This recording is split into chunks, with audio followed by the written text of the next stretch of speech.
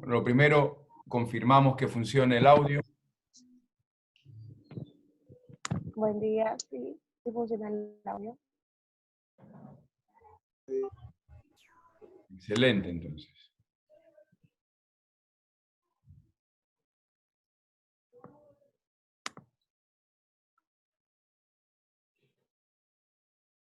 Entonces vamos a iniciar esta sesión online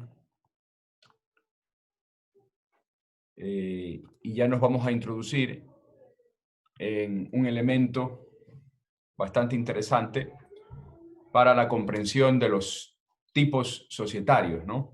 Que se llama el principio de la tipicidad societaria.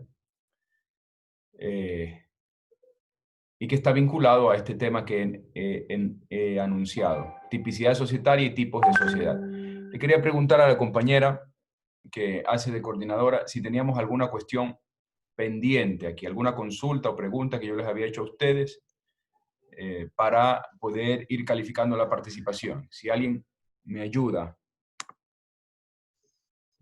Sí, profesor, sobre el concepto del due diligence. No se le escucha, Catherine, no sé si... Hola, sobre el concepto de due diligence. ¿Será que yo no le escucho o...? La persona anónima reunión. Buenos No días. escucho, doctor, buenos días. Se escucha entrecortado, doctor. Se escucha entrecortado, ¿no? Entonces, pero si alguien tiene claro cuál era la tarea encomendada, pues que la recuerde. Sí, Pero una pregunta. investigación, Una pregunta sobre due diligence. A ver, Mora Castro, hable solo usted. A ver, vamos. Ya, que usted mandó, nos puse a investigar sobre la due diligence.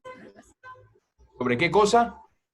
Due diligence. No sé pronunciarlo muy bien, pero algo. Ah, la due diligence. Yes. Ya, a ver, muy bien. Entonces, ¿quién revisó? Yo, doctor.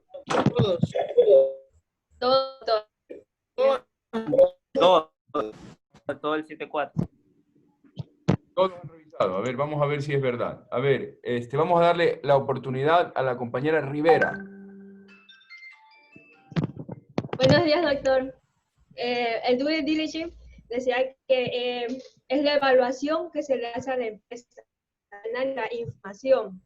Es a llegar al fondo, ya sea en las diferentes áreas de administrativa, en las áreas de marketing, financiero.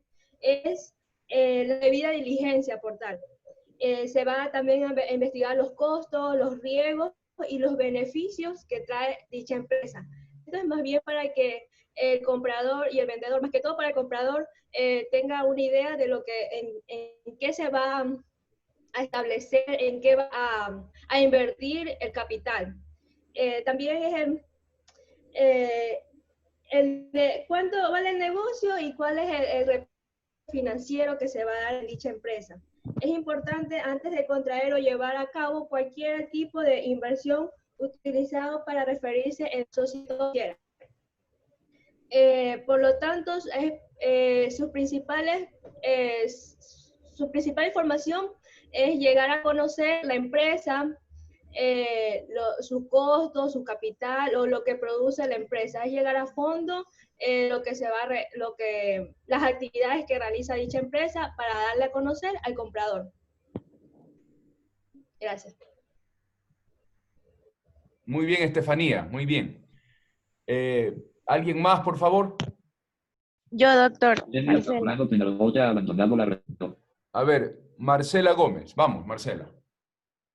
Ya, bien, bien. La due diligence es un proceso en el cual tanto de gran importancia para el comprador y el vendedor, ya que a través de este proceso cabe recalcar que se puede determinar la recopilación de información para analizar y determinar los riesgos reales en el que se encuentra la compañía y analizar la realidad de su situación económica y financiera en diversos aspectos, como los aspectos comerciales, los aspectos financieros, los aspectos administrativos. Cabe recalcar que en este caso el vendedor no puede faltar a dicha información en caso de que la sepa, ya que estaría incurriendo en alguna sanción, en este caso de indemnización, en caso de que se encuentren en pasivos ocultos. Bien, y la finalidad de dicho proceso es llegar, como lo manifesté anteriormente, a que se pueda determinar si existe riesgos en la empresa para que el comprador en este caso pueda invertirlos y a su vez conocerlos, ¿no? Muy bien, compañera Gómez. Muy bien. ¿Alguno más, por favor? Damos la oportunidad a alguien más. A ver. Ya, gracias. Gracias, doctor. Doctor, A ver, Mario. en este caso, complemento lo que las dos compañeras mencionaron, está muy bien, pero dijo la señorita Gómez que es un proceso, porque tenemos que determinar que es un proceso de investigación. Usted mencionó que usted había trabajado en un tema de una due diligence en una empresa hace poco, entonces también se complementa la evaluación de riesgo. Me refiero a que en este caso la mayoría de las empresas están en riesgo porque ya no están produciendo o no están recibiendo económicamente lo que recibían en ingresos, a comparado de lo que pasó por la pandemia. Entonces, podemos determinar que también es una evaluación de riesgos, de costos, de cómo está hoy en día la empresa, y creo que la finalidad del due diligence sería reducir costos y, bueno, mencionar también algo muy importante, las redes sociales y el marketing que tienen que tener. Y, bueno, como estamos en una situación no tan buena económicamente, las empresas, en este caso, si hacemos una due diligence, recomendarle que se ajuste, tal vez reduciendo costos en, qué sé yo, material, aumentando en publicidad, y así se pueda llegar a un objetivo, que en este caso el objetivo de la empresa es económico, un fin lucrativo. Muy bien, Mario. Vamos a hacer algunas precisiones. A ver, en general, bastante acertadas las aportaciones.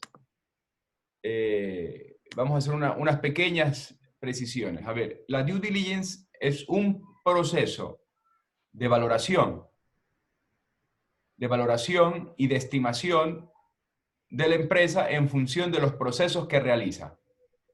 Procesos, actividades, tareas. ¿Cuál es la radical importancia de la due diligence? Porque muchas veces el valor en libros de una sociedad, de una empresa, no se corresponde con el valor.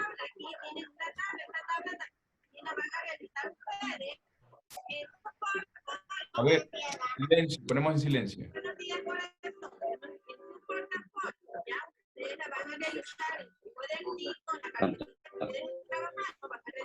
Título de mañana, FOM reunión. Alta. A ver, hay que poner en silencio, por favor. Los que tienen, pongan en silencio. Audio ahora silenciado. Audio ahora no silenciado. Muy bien. Entonces, la due diligence es un procedimiento, un proceso que se utiliza para la valoración, la estimación del valor real, valor económico, valor de mercado de una sociedad. Y esta valoración es muy importante porque muchas veces las estimaciones que se tienen tanto en el mercado, provocados solamente por la revisión del experto, ¿no? Que dice, bueno, esa empresa, revisando sus papeles, más o menos sus acciones valen esto, etc. O por el contrario, puede ser que el valor en libros no refleje todo lo que significa esa empresa. La due diligence no solo valora los activos tangibles, sino también los intangibles. Por ejemplo, el nombre, la marca, el know-how, las licencias, las patentes que pueda tener, los desarrollos, los avances investigativos que tenga una empresa y que no son públicos. También la due diligence sirve para revisar los pasivos, ¿no? Los pasivos que aunque estén presentes en la declaración que se consigna en los documentos financieros y contables, pues no, esa descripción nominativa no necesariamente tiene como reflejo un análisis de los riesgos. Es decir, ¿qué pasivo es más riesgoso que otro? haber contratado con X o tal persona constituye o no un riesgo reputacional. Haber quedado mal respecto de tal o cual situación constituye o no un riesgo reputacional, etc. Hoy en día se hace un análisis muy expedito, porque de lo que se trata es de comprender y estructurar adecuadamente el precio, la valoración de la empresa, la valoración económica. Recuerden ustedes que una es la valoración económica, jurídica, que responde a los criterios eminentemente contables, y otra es la valoración económica que responde a criterios eminentemente económicos, de mercado, análisis de costos de oportunidad, etc. Entonces, todos estos elementos incorporados en la due diligence nos pueden arrojar un valor más o menos exacto de lo que se debería pagar por una empresa, de cuánto vale una empresa. O si yo no la quiero vender, solamente para promocionar, para señalar en el mercado, miren, nosotros estamos posicionados y valemos esto, etcétera. Son estrategias, ¿no? Pero muy bien, la due diligence, muy acertadas las opiniones, con esas ligeras correcciones, comprender para qué sirve. Mario hacía referencia a los tiempos de pandemia, a la dificultad. La due diligence también puede servir para tomar correctivos. Ojo, supongo que ninguna empresa apostaría por pagar lo que cuesta hacer una due diligence solamente para saber qué deben hacer. Para eso basta analizar su situación, su actividad, sus operaciones, a partir del análisis de los datos que tienen. No hace falta hacer una valoración exhaustiva. Solamente a partir del análisis operativo se pueden establecer ciertas recomendaciones. Entonces no es necesario llegar a una due diligence para ofrecer recomendaciones a una sociedad. No es necesario, porque una due diligence es un proceso muy amplio, muy técnico, que cuesta mucho dinero. Entonces basta con que se haga un análisis pormenorizado de los estados financieros, de las operaciones que realiza, para ver dónde se pueden reducir costos, etcétera, etcétera. Pues bien, muy bien. Continuamos. ¿Alguna pregunta sobre esto, por favor? Profesor, sí, solo para sacarme solo para sacarme una duda. ¿Es lo mismo una auditoría esto? Ahora no silenciado. ¿Es lo mismo qué cosa? Una auditoría, o sea, una auditoría de compra, auditoría legal, ¿es lo mismo esto? Bueno, tenga en cuenta usted, Jaramillo, que la due diligence ha sido pensada para poder establecer una valoración de tipo económico, comercial. Señor, yo estoy interesado en comprar esa empresa. ¿Cuánto vale? Pues para eso sirve la due diligence. Señor, yo quiero saber cuánto vale mi empresa. En libros me dice que vale 1 millón, pero yo quiero saber cuánto vale mi marca, cuánto valen mis patentes, cuánto estaría dispuesto a pagar el mercado por comprar el 10% de mis acciones. ¿Ok?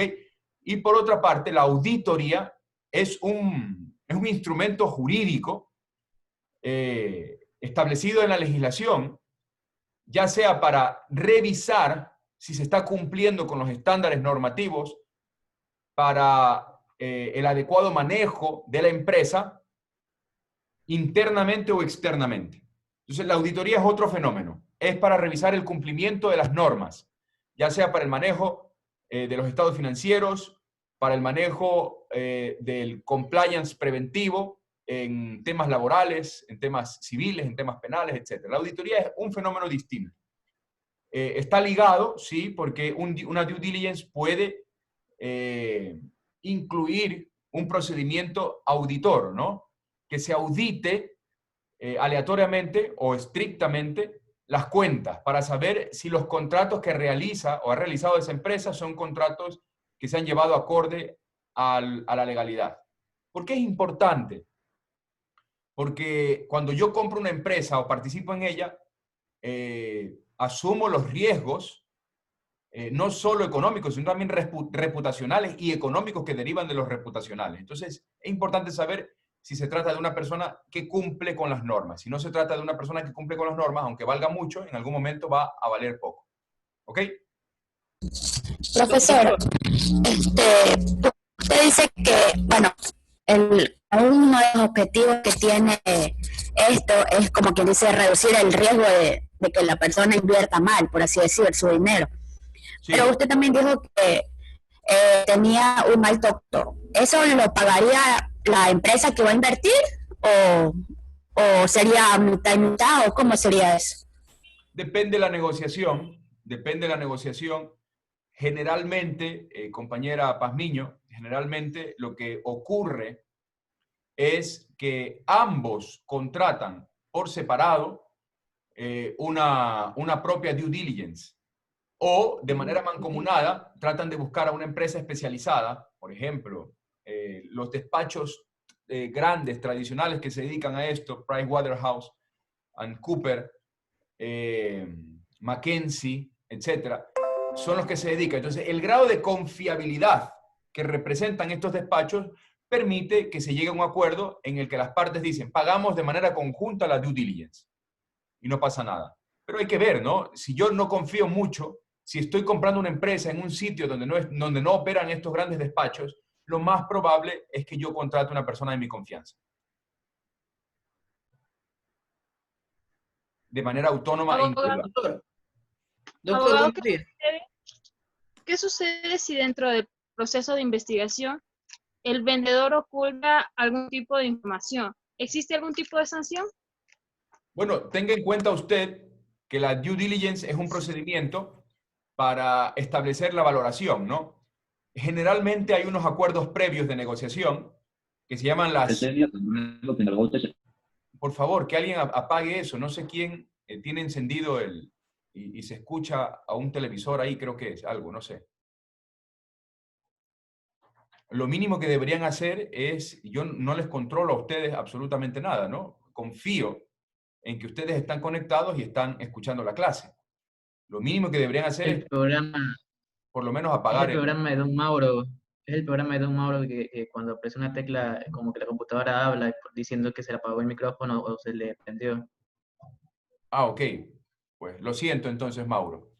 Pero bueno, aprovecho eso porque muchos profesores tienen ese problema de que los alumnos se conectan y están haciendo otras actividades. Espero que eso no ocurra aquí, y si ocurre, pues lamentable por ustedes, porque el Estado invierte muchísimo dinero en todas estas actividades, en nosotros, y trato yo de cumplir con mis obligaciones docentes, preparando las clases, preparando estos temas. Muchas de las preguntas que ustedes hacen están relacionadas con la materia y fuera de la materia. Entonces, tengan consideración aquello y traten de aprovechar, ¿no? Aprovechar que el Estado hace un gran esfuerzo para entregar educación a ustedes. Pero bueno, fuera de eso, Mauro, trate de ver cómo hace para no tener este inconveniente. A ver, ya no recuerdo qué estaba diciendo. Una compañera le había apuntado, doctor, sobre qué ocurría si el vendedor, en este caso, oculta información.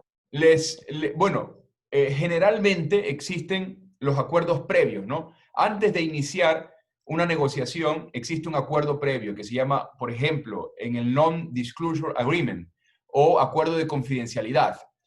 Ese acuerdo es uno de los acuerdos previos. Junto a ese acuerdo de confidencialidad o Non-Disclosure Agreement, se incluye también la carta de intención o de colaboración. En ese documento, que puede incluir una cláusula de confidencialidad, se puede establecer unas específicas reparaciones, porque el principio más importante que informa los actos negociales es el principio de buena fe. Entonces, la infracción de la buena fe puede estar sancionada. ¿En qué términos? Yo estoy perdiendo tiempo y tiempo es dinero. Entonces, si alguien directamente miente, engaña, con el afán, comete un acto fraudulento con el afán de no señalar, por ejemplo, unos pasivos tóxicos para evitar que eso disminuya la valoración comercial, económica de la empresa, pues eso repercute gravemente contra la buena fe. Entonces se podría incluir una cláusula que diga los costos, por ejemplo, emprendidos, pago de due diligence, etcétera, serán pagados por aquel que cometa el fraude. Se puede incluir. Las negociaciones son muy expeditas. Incluso puede haber una cláusula de tipo sancionatoria, no solo gasto, sino también una reparación. Pero bueno, insisto, todo este fenómeno es un fenómeno negocial, es un fenómeno que se ampara en la buena fe. No es que no se dan estos casos, pero por supuesto que se dan, pero son siempre marginales. No es la regla general. La regla general es que cuando alguien quiere vender una empresa, salir al mercado para vender empresa o acciones, pues lo hace cumpliendo los principios de buena fe, de imagen fiel, de las cuentas, de las transacciones, etcétera, para lograr hacer una transacción lo más lícita y rápida posible. Entonces, sí, se puede incluir, pero ojo, es necesario estar atento y hacer estos acuerdos. Las partes aceptan siempre, ya está establecido, es como una regla cultural, una regla que no está en las normas, pero todos aceptamos y entendemos que deben existir estos acuerdos, los acuerdos de intención y los acuerdos de confidencialidad, son básicos. Les invito a que los revisen, ¿no? Tratar de revisar qué es un acuerdo de confidencialidad, qué es un acuerdo de intención, una carta de intención o un documento preparatorio para el contrato. ¿Sí? ¿Alguna otra pregunta, inquietud? Sí, claro, Nathan. Una pregunta, due diligence que usted había mencionado, ¿solo puede ser una empresa o lo puede ser una persona sola? ¿Recuerda usted? Quiero comprar una franquicia. Sí, para contratar solo basta cumplir los requisitos que establece la ley. Libertad de contratación es lo que rige en el Estado ecuatoriano. Por tanto, si la persona ofrece un servicio, da lo mismo que lo haga como persona natural o como persona jurídica. No hay ninguna incompatibilidad. Puede hacerlo un abogado. Es más, muchas personas contratan al abogado que tiene su equipo de trabajo para hacer la due diligence. Ahora, normalmente lo hacen a través de despachos que son sociedades dedicadas a estos trabajos, ¿no? Pero también hay abogados individuales que realizan estos trabajos, pero generalmente son los grandes despachos que tratan de especializarse. ¿Cuál es la razón? Es muy sencilla. Para poder operar, para poder realizar este procedimiento se requiere de un trabajo mancomunado. Muchas personas. Y esas personas generalmente están ligadas a la empresa que es contratada. Y esas personas facturan o se factura a esas personas, etc. Es la complejidad del procedimiento la que indica que resulta mejor hacerlo a través de una sociedad que se dedica al servicio jurídico, ¿no? Pero una sociedad. Pero no es excluyente, es perfectamente posible que una persona natural, un abogado, se dedique a esto. Ojo, tampoco se requiere ser abogado. Una persona que ponga en su RUC, que tiene en su RUC la capacidad para poder dar servicios de asesoría, podría sin problemas hacerlo. Claro, pero las firmas de responsabilidad del documento tienen que ser firmas de responsabilidad de profesionales. ¿Está claro? Abogado, una consulta. Sí, Muñoz. ¿Necesitan permiso de la empresa para que se pueda hacer esta evaluación? Claro. Estamos hablando de que son actos negociales, contractuales. Si bien es cierto, el objeto del primer acuerdo al que hemos hecho alusión aquí, el primer acuerdo sería una carta de intención, un documento previo al contrato, es un contrato. El acuerdo es un contrato y en ese acuerdo se debe incluir la voluntad, la disposición de abrir los espacios normativos, jurídicos, físicos de la empresa para poder valorarla. Es un acuerdo y en el acuerdo debe existir la voluntad para poder dar esos permisos, esas autorizaciones. Sin aquello no se puede valorar. Imagínense ustedes, es como querer ir a hacer una inspección a un domicilio porque la persona quiere vender esa casa, pero al llegar el perito le dice, no, usted no puede entrar a mi casa. Muy bien, pues no puedo hacer la valoración y usted no va a poder vender su casa. Es una petición de principio. Se requiere necesariamente el permiso. Muy bien. Una pregunta. Sí, Nicole. Usted señala entonces que es obligación realizar al momento de hacer esta investigación un acuerdo de confidencialidad. No, ¿Es necesario? ¿Es obligación? no digo que es una obligación porque no está establecido en una norma. Lo que digo es que en el foro jurídico, en la cultura jurídica, para este tipo de operaciones, todos aceptamos y comprendemos que esta es la vía, el cauce específico que la práctica nos ha demostrado, nos ha señalado, hacer los acuerdos, un acuerdo, una carta de intención para el inicio de las negociaciones y un acuerdo de confidencialidad. Tenga en cuenta usted que yo, dueño de una empresa o titular de la empresa, le voy a permitir acceder a secretos profesionales, a patentes, a marcas para valorarlas. El acuerdo de confidencialidad tiene que ser de cajón. Entonces, por ejemplo, si ustedes se van a dedicar al derecho societario, deben conocer y comprender lo que es un acuerdo de confidencialidad. Ojalá que nos dé tiempo y estudiemos aquello. No, en un semestre, en un cuatrimestre no se alcanza tanto, pero bueno, esperemos poder analizar estas cuestiones. De todas maneras, si alguno puede revisar un acuerdo de confidencialidad y le dedicamos en una de las clases 5 o 10 minutos, no hay problema, a las dudas que tengan. Pero el acuerdo de confidencialidad está en la cultura jurídica, no está en las leyes.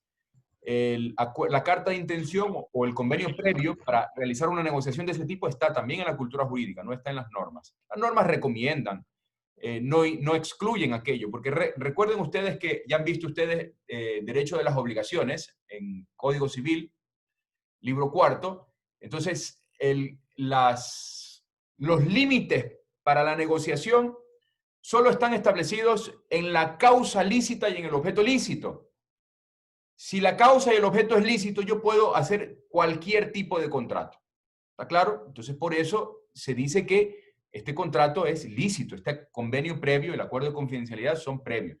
Ojo, estamos hablando en la tradición jurídica nuestra, ¿no? Sin embargo, en la tradición jurídica anglosajona es de cajón. Eso no hay quien no firme un contrato de intención o un acuerdo de confidencialidad. Para casi todo se firman esos acuerdos con cláusulas penales altísimas. Altísimas. Muy bien. ¿Alguna otra cuestión, duda, opinión? Profesor. Barzola. Dígame, tengo una duda. Y en caso de que la persona que realizó la due diligence la haya realizado de mala manera o haya cometido algún error y esta afecta a la persona que compró, realizó algún negocio con la empresa, ¿qué sucedería? Bueno, si se observa que hubo negligencia, pues se puede seguir las vías legales que establece el ordenamiento jurídico para poder encauzar esa responsabilidad. En este caso estaremos hablando, si existe un contrato, estaremos hablando de responsabilidad contractual. Responsabilidad contractual. Código Civil. Y en atención a la responsabilidad contractual, se establece cuáles son los efectos de ese incumplimiento. Y en función de los efectos de ese incumplimiento se puede determinar daños y perjuicios, lucro cesante y, si cabe, daño moral. Las mismas reglas, no se olviden, son las mismas reglas del ordenamiento jurídico. Si hay dolo, pues si hay dolo y es un dolo jurídico penal, pues se puede seguir incluso una acción penal. Miren, hay un caso muy importante. Buena pregunta, Yorli. Hay un caso muy importante en España que se llama la salida a bolsa de Bankia. Bankia es un banco, un conjunto de bancos, un conjunto de cajas de ahorro y pequeños bancos que se unieron para formar un mediano o un gran banco. Producto de la crisis económica y financiera del 2005, ese banco fue salvado y el Estado participó en el salvataje adquiriendo acciones. Entonces ya es un banco público. Ese banco público no estaba cotizando en bolsa. Para poder cotizar a bolsa, contrataron a una empresa y esa empresa realizó la due diligence para poder determinar cuál era el precio de las acciones. La empresa hizo la determinación del precio de las acciones y quedó en X. No recuerdo ahorita exactamente, pero supongamos que son 60 centavos por acción. Salió a bolsa y en el mercado nadie pagaba 60 centavos. Lo máximo que se llegó a pagar, luego de las primeras personas que compraron confiaron en ese precio y pagaron los 60 centavos, pero luego se estabilizó el precio y comenzaron a pagar 25, 20, 18, 14, 12 centavos. Entonces hubo una gran afectación. Es decir, ese banco no valía lo que decía la due diligence. ¿Qué sucedió? Se inició una investigación jurídico-penal para procesar a los administradores del banco que sacaron a bolsa. Y ellos se están defendiendo, alegando que eso es responsabilidad de la empresa que hizo la calificación, la due diligence. Interesantísimo el caso. Entonces aquí hay un caso típico en el que la responsabilidad puede recaer en aquel que practica la due diligence. Y ellos son los que deben asumir las consecuencias civiles, administrativas y, si el caso lo amerita, jurídico-penales, de haber afectado a cientos de miles de personas que compraron las acciones a 60 centavos cuando no valían ni 10 centavos. Entonces, con eso le contesto, Jordi. ¿Está clara la cuestión? Sí. Nos encontramos ante, recuerden ustedes que en el mercado, en el derecho civil, en el derecho societario, rige la buena fe. La buena fe, la curva de confianza. La curva de confianza, avalada por los trabajos, por el prestigio, por el nombre, es lo que permite confiar o no en determinada persona, física o jurídica.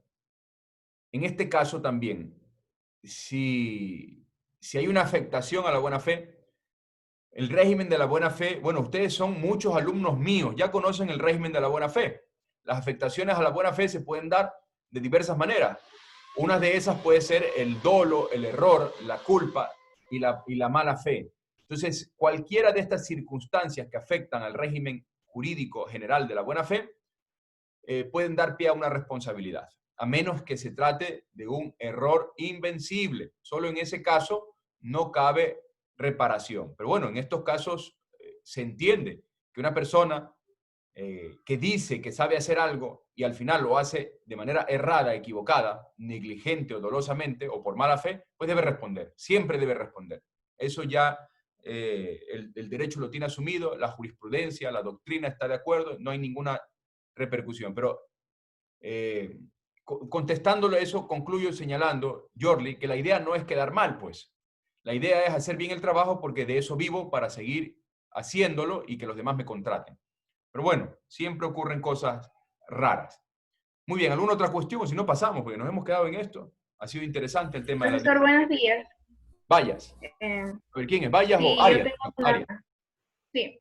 Desde este proceso de investigación que analiza varios aspectos, de este proceso, por si acaso, ¿no nace un plan de trabajo para mejorar esos aspectos débiles de la empresa o simplemente dejan los resultados? Dejan los resultados y si usted va a adquirir la empresa, pues lo propio sería hacer un plan de trabajo para tratar de solventarlos, ¿no? Es una pauta básica, ¿no? Pero no es necesario. La due diligence puede hacer algunas recomendaciones. Por ejemplo, ¿qué si hace una due diligence? Dice, hay un riesgo de litigio. Les pongo el caso de Cervecería Nacional. Cervecería Nacional fue comprada por Ambev Internacional. ¿Sí? ¿Me escuchan? Sí. Sí, doctor.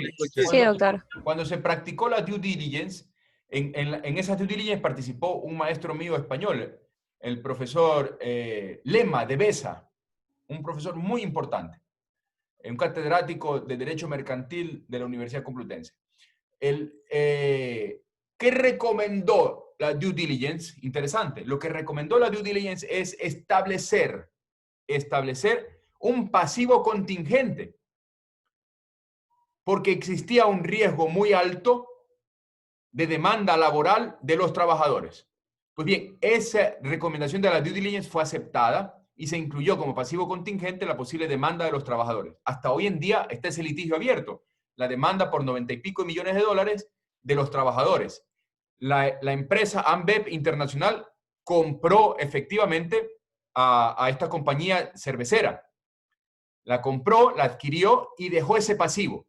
Ese pasivo redujo en ese valor el precio de la oferta inicial. ¿Para qué? Para no verse afectados. Las partes aceptaron y no hubo ningún inconveniente. Entonces, esas son recomendaciones necesarias de una due diligence, pero no hacer un plan de trabajo, porque el plan de trabajo ya es gestión. Lo que debe recomendar la due diligence es todo lo necesario para la adecuada determinación de la valoración económica, comercial de la sociedad. Muy bien. ¿Algo más?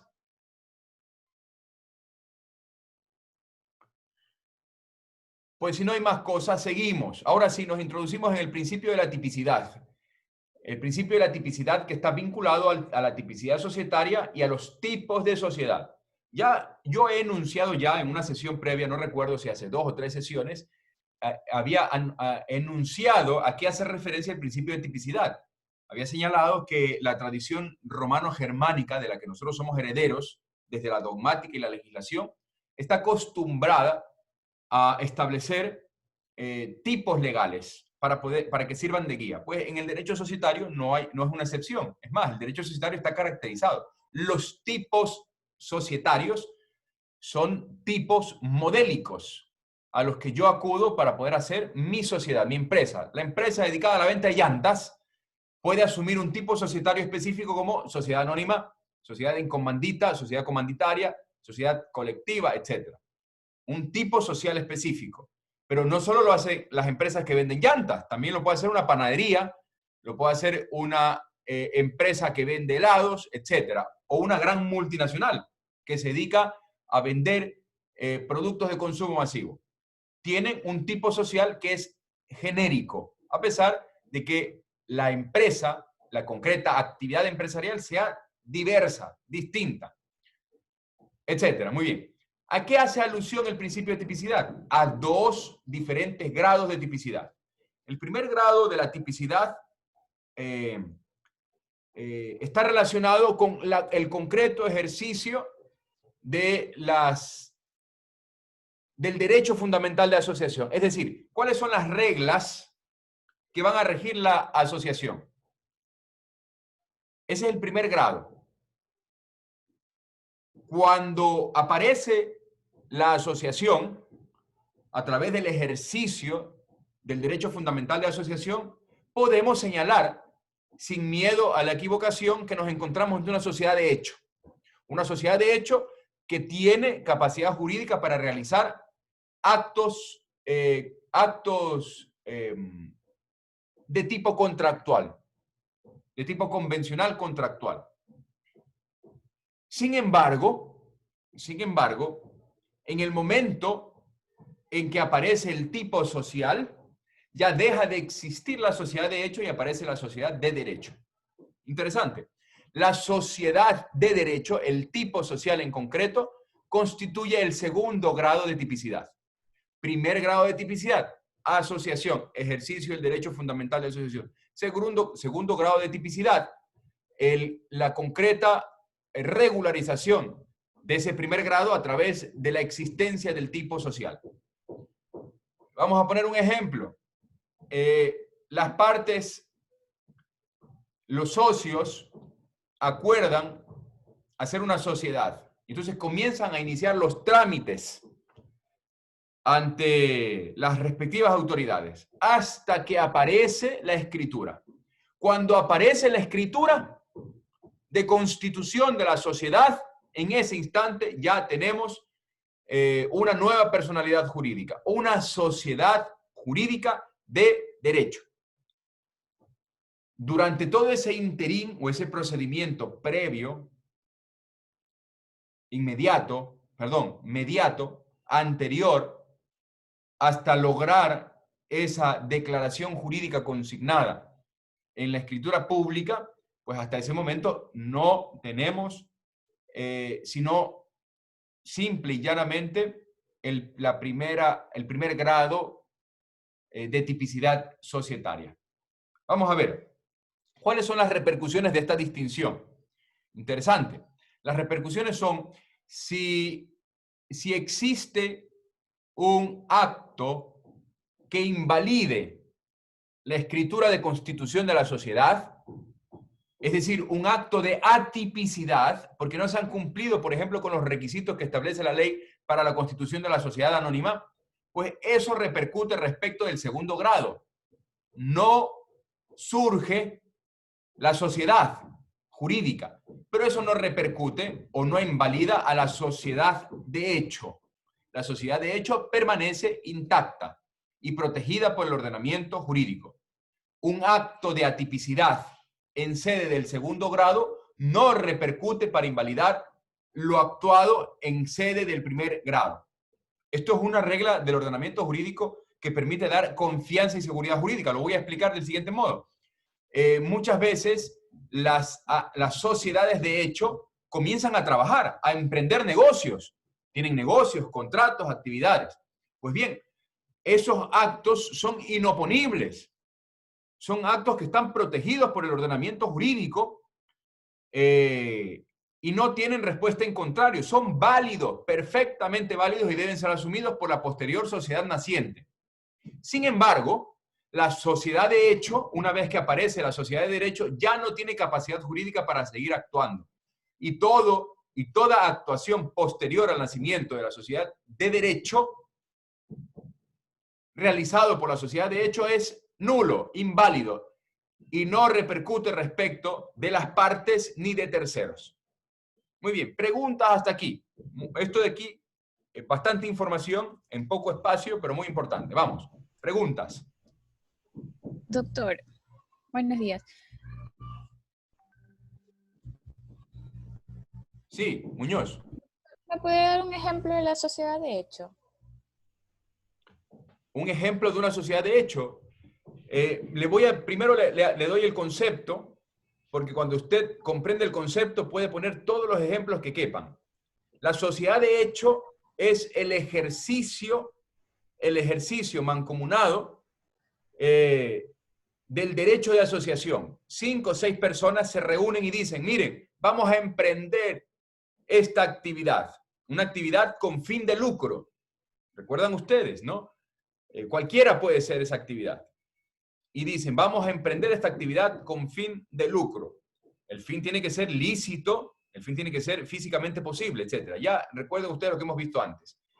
Entonces, eso es una sociedad de hecho. Ahí hay una sociedad de hecho que puede operar o no puede operar.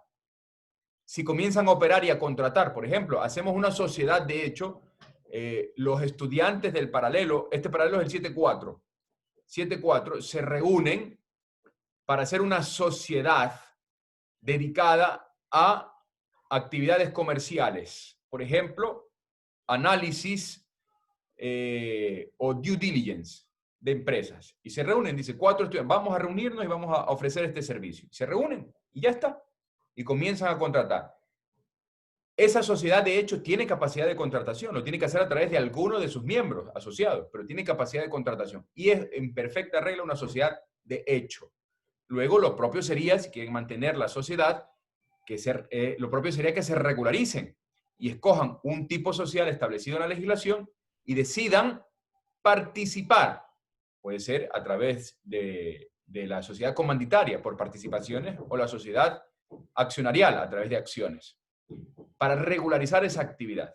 Entonces, usted ponga los ejemplos que quiera. Le he puesto un ejemplo, pero si comprende la teoría puede poner todos los ejemplos que quepan. Ejercicio del derecho de asociación con fin de lucro. Sociedad de hecho. ¿Alguna otra cuestión? Doctor, disculpe, ¿y de qué manera están protegidas las sociedades de hecho? Porque me parece que apenas son pocos artículos los que hablan de la sociedad de hecho en el Código de Comercio. No me parecen muchos, porque hace unos semestres estaba haciendo un trabajo con unos compañeros de este tema, pero casi encontramos nada que regule en sí a la sociedad de hecho y había poca información. Bueno, hay algunos artículos que señalan claramente que el ordenamiento jurídico acepta la sociedad de hecho con las mismas prerrogativas que tiene la sociedad de derecho. Ahora, Nicole, la actividad jurisprudencial, los criterios jurisprudenciales han desarrollado ampliamente este tema. la doctrina también. Entonces, la ley hace una mención que es suficiente, simple. Dice, el ordenamiento jurídico acepta las sociedades de hecho y lo hace para proteger a los que se asocian y también a los terceros involucrados con la asociación, los que hacen contratos. Para eso está la protección. No hace falta que lo desarrolle especialmente, porque la idea del ordenamiento jurídico es no propiciar sociedades de hecho, sino sociedades de derecho. ¿Está claro? Pero, sin embargo, jurisprudencialmente hay mucho desarrollo. ¿Cuáles son las limitaciones? ¿Qué capacidad tienen? Un tercero que contrata con una sociedad de hecho, ¿puede reclamar o no puede reclamar? Por supuesto que se puede reclamar y está amparado. El ordenamiento jurídico les ampara. Sin embargo, insisto, la idea del ordenamiento jurídico, la finalidad objetiva de la ley, no es que existan muchas sociedades de hecho. La idea es proteger a aquellos que emprenden a través de la sociedad de hecho y proteger también a los que contratan o a los terceros involucrados con las sociedades de hecho. Pero la finalidad objetiva de la ley es establecer tipos sociales para que las personas emprendan a través de los tipos sociales. Profesor, yo tengo una pregunta. Aquí busqué sociedad de hecho y sale que las sociedades de hecho son personas, como quien dice socios, que no han querido elevar la escritura pública, y es lo que usted dice, que tratan como de proteger, pero no ha salido la idea. ¿Estas personas deberían en algún momento elevar la escritura pública o, como quien dice, hacer un documento, o podrían tranquilamente seguir ejerciendo así como están? Bueno, a ver, le insisto, la idea es que ante la posible laguna que se pudiera dar frente a las actividades que realiza una sociedad de hecho, el ordenamiento tenía que dar una respuesta. ¿Cuál ha sido la respuesta del ordenamiento jurídico? Es decir, las sociedades de hecho están protegidas por el ordenamiento para dar seguridad jurídica a los que intervienen en la sociedad y a aquellos que están relacionados con la sociedad. El caso que usted plantea es el caso típico de la sociedad de hecho. Nace la sociedad y en el interín, desde que nace la sociedad hasta que sale la escritura de constitución del tipo social, hay un espacio, un periodo. Ese periodo está protegido por el ordenamiento jurídico, que señala que todas las actividades de la sociedad son válidas, legítimas y son inoponibles. Son actividades protegidas por el ordenamiento jurídico. Es decir, yo no puedo alegar, mire señor, yo contraté con ellos que no estaban constituidos, por tanto no tienen nada que reclamarme. Para nada. El ordenamiento jurídico dice claramente que esas actividades que se realizan con una sociedad de hecho son válidas. Por tanto, se puede establecer reclamaciones o se pueden exigir obligaciones contractuales, de tipo contractual. Cuando ya no cabe declarar la validez de los actos de las sociedades, entre comillas, llamadas de hecho, cuando ya aparece la escritura. En el momento en que nace la escritura, nace la sociedad. En ese instante ya deja de existir la sociedad de hecho para dar paso a la sociedad de derecho. Entonces, los actos tienen que ser realizados por esa sociedad de derecho. No sé si con eso le dejo un poco más claro. O la confundo más.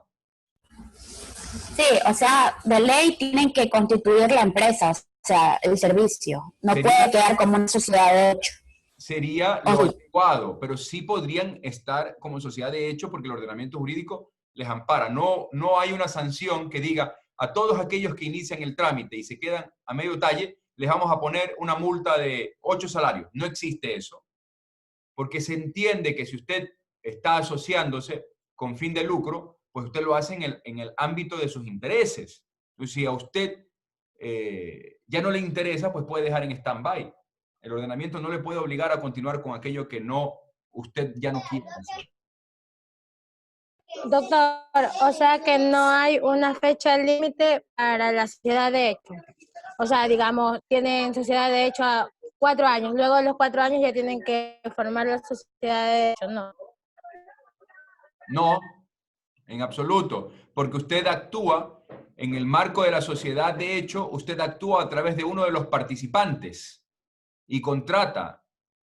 Hay un acuerdo entre todos los participantes, pero el contrato se hace con uno de ellos o con todos de manera mancomunada. Tengan en cuenta que estamos aquí frente a actos convencionales. típicos, según lo que establece el 4º libro del Código Civil, derecho de las obligaciones, derecho de los contratos, obligaciones contractuales básicas, mínimas. No sé, yo veo que la confusión está en que no están atendiendo a los criterios de fundamento. El derecho societario es solamente este instrumento normativo para conducir este ejercicio del derecho de asociación, para darle capacidad para poder ejercer de mejor manera esas actividades en el marco del derecho de asociación. Eso es el derecho societario. Es como dice Paz Ares, Cándido Paz Ares le ha dado en el clavo. Ha dicho que es tecnología, es herramientas, lo que se requiere para dar cauce a la actividad comercial, empresarial. Por eso es derecho societario y no derecho comercial, es derecho de sociedades. Muy bien. ¿Alguna otra cosa? Sí, abogado, yo tengo una pregunta. Garcés, siga. Ya. Si ya se constituyó una compañía bajo un tipo social, en el futuro, ¿el tipo social puede cambiar o no? El tipo social, por ejemplo, usted me dice, si de una compañía responsabilidad limitada me paso a una sociedad anónima. Ajá, algo así. Bueno, lo ideal sería constituir una nueva sociedad con unas nuevas reglas, o que esa sociedad nueva adquiera totalmente a la otra sociedad. Eso sería lo ideal, porque si yo voy a cambiar el tipo social, voy a cambiar toda la estructura, voy a cambiar la escritura, voy a cambiar de personalidad jurídica. Entonces, para cambiar de personalidad jurídica, hago una nueva, y que esa nueva adquiera los derechos de esa anterior. Eso sería lo adecuado, lo propio. ¿Qué puedo cambiar de la escritura? Puedo cambiar todo, el objeto social, el estatuto, las reglas. Pero si yo he escogido ese tipo social con esas características, abandonar esas características sería impropio, sería transformar por completo. Entonces, para eso creo una nueva sociedad, y esa nueva sociedad adquiriría los derechos de la anterior.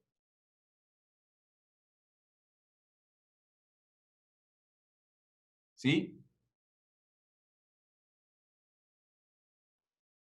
¿Hola? Sí. Sí, abogado. Sí. ¿Hola? ¿Me escuchan? Aló, ¿nos escucha?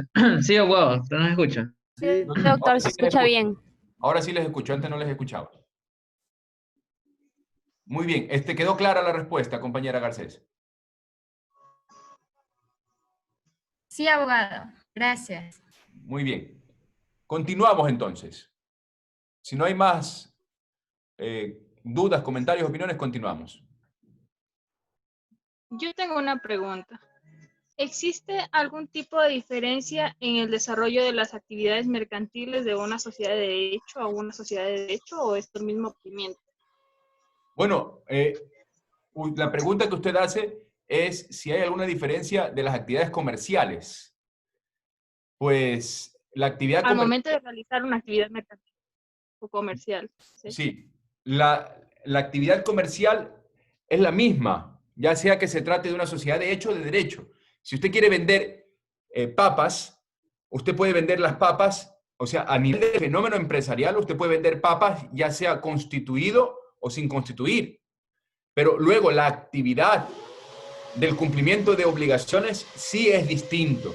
No se declara de la misma manera siendo persona física que siendo persona jurídica. Hay que cumplir unos requisitos y unas obligaciones propias de la persona física y otros requisitos y obligaciones propias de la persona jurídica. Pero no llevan relación con la actividad comercial. La actividad comercial es la misma, vender papas, por ejemplo. ¿Me explico?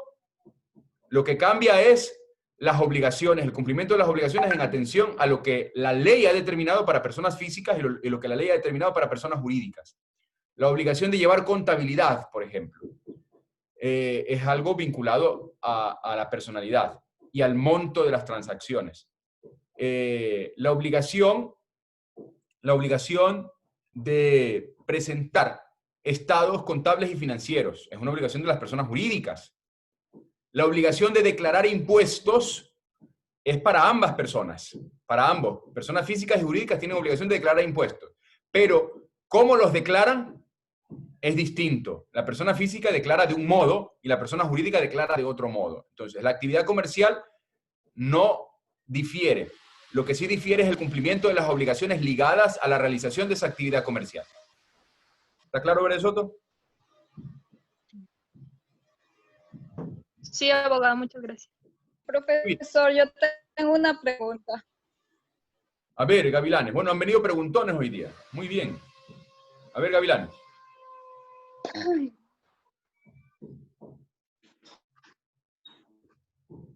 Vamos. No, fui yo, Lor. Ah, perdón. Lor. Pensé que era Gavilanes. Lor. Sí, yo quisiera ver qué ventas tengo yo para mi empresa al momento de constituirla en una sociedad de derecho. Porque recordemos que usted dice que si queremos, podemos sí, constituirla como una sociedad de derecho, o si no, podemos dejar como una sociedad de derecho.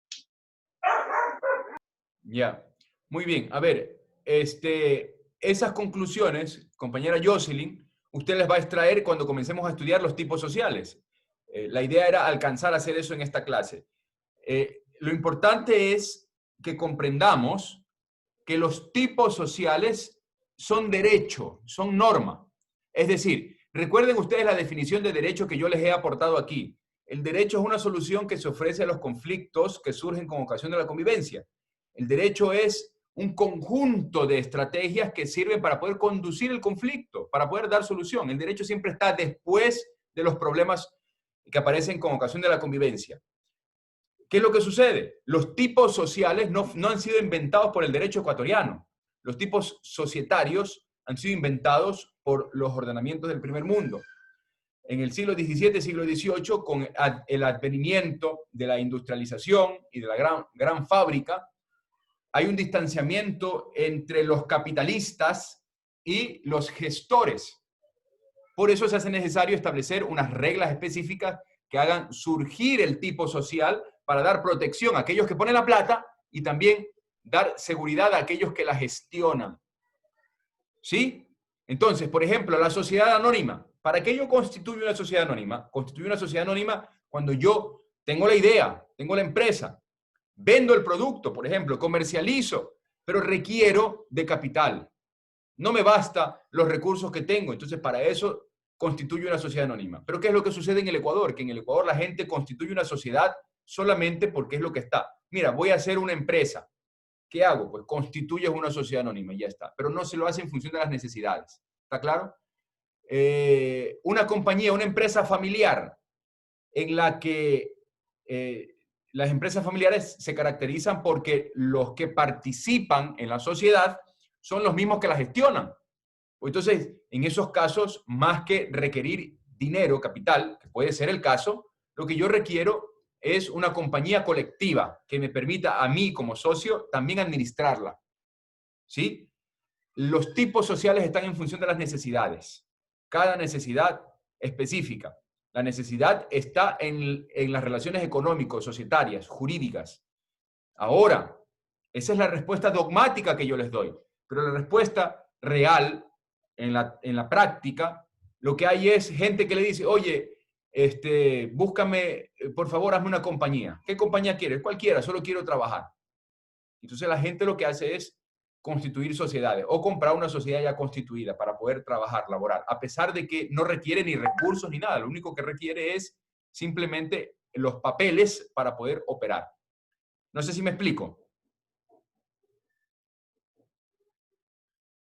¿Sí?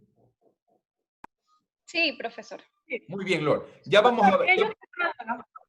a indagar un poco más en los tipos societarios para que comprendan, según la naturaleza de los tipos societarios, van ustedes a darse cuenta en qué caso se debe recomendar mejor cada cual tipo societario.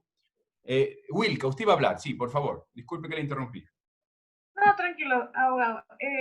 ¿Cómo hacemos para que los inversionistas o hacemos participar a otras personas para que ellas coloquen el capital? Si hay un alto riesgo de tener o no ganancias, o si ellos tienen alguna, o si los socios tienen alguna garantía, una tutela. Bueno, la gente que va a meter dinero en una empresa, hay diversas maneras, Wilka, ¿no? Está el mercado de valores en el que se pueden negociar acciones, pero ese es un mercado muy desarrollado y en el que participan sociedades cotizantes o no cotizantes en bolsa, ojo, pero que tengan más que requisitos legales, requisitos cultuales, es decir, gran prestigio, una gran trayectoria, unos buenos estados financieros y contables, etc. Yo voy y presento eso y digo al mercado de valores, le digo, mire señores, estoy negociando, quiero dinero, y las empresas pueden conseguir dinero a través del mercado de valores. Resulta mucho más conveniente incluso que venta así de acciones, oferta de acciones. O sea, resulta mucho más conveniente. Suelen conseguirse aquí en el mercado ecuatoriano entre 6, 7, 8 puntos de diferencia respecto de lo que me cuesta ir a adquirir dinero en un banco. Interesante.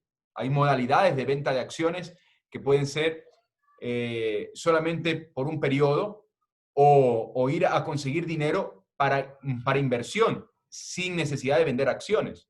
Eso depende de las reglas de contratación específicas. Pero luego está el gran campo del mercado ecuatoriano, ¿no? Que son empresas que no tienen esa capacidad para poder ir a negociar a este mercado. ¿Cómo se hace?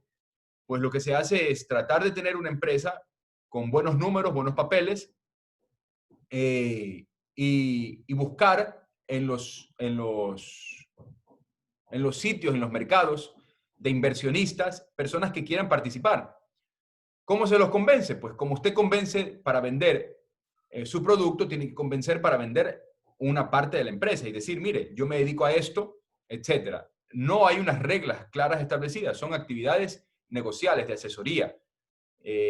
Nuestro derecho es muy incipiente en estas actividades, pero en Europa, en Estados Unidos, en el primer mundo, pues esto es muy habitual, y están los llamados, hay reglas para los llamados conglomerados de lobbies que te permiten acceder a estos recursos. Por ejemplo, si usted es una empresa tecnológica, están los llamados conglomerados de capital de riesgo. Es decir, analizan las bondades de la idea y las bondades de los primeros resultados de la idea en función de las ventas, de la actividad comercial emprendida. Y en función de aquello se participa en unas rondas para capitalización. Y generalmente dan resultados si la idea es buena, pero estamos hablando de capital de riesgo asociado a actividades empresariales tecnológicas. Dan muchos resultados. En donde hay empresas aquí. Tengo un gran amigo mío que hizo una ronda. Él tiene una empresa tecnológica ecuatoriana que tiene actividades en México y en los Estados Unidos, y fue a Silicon Valley, hizo una ronda y consiguió recursos para poder agrandar su negocio. O sea, sí funciona, se puede ir, claro, hay que cumplir requisitos, ¿no?